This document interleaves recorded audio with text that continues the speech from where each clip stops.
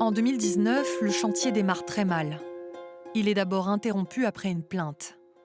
Des associations accusent les autorités de minimiser les risques de contamination par le plomb.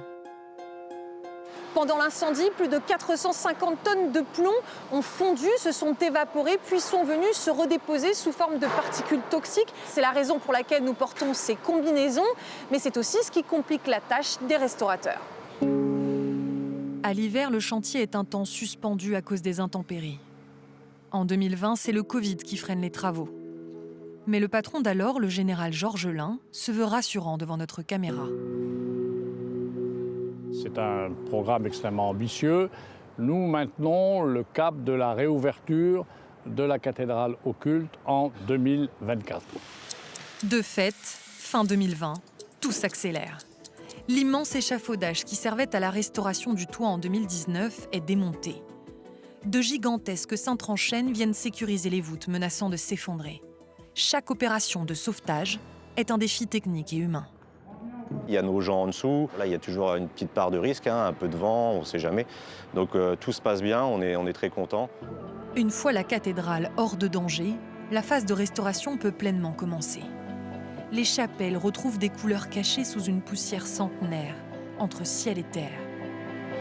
On est vraiment comme les décorateurs, enfin comme les peintres, quand ils ont réalisé le décor, on est vraiment au même endroit, au même niveau. Ça c'est très agréable, très très agréable.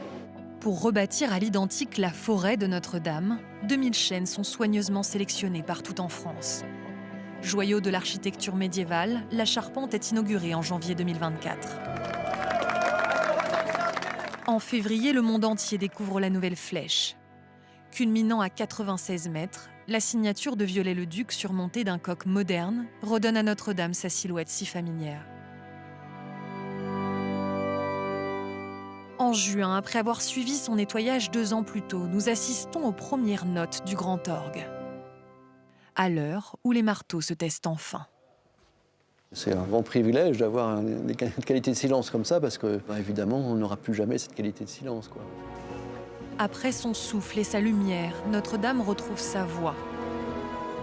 Les 8 cloches du beffroi nord sont bénies avant de regagner les hauteurs de Paris. C'est aussi Notre-Dame de l'humanité. C'est quelque part la cathédrale du monde.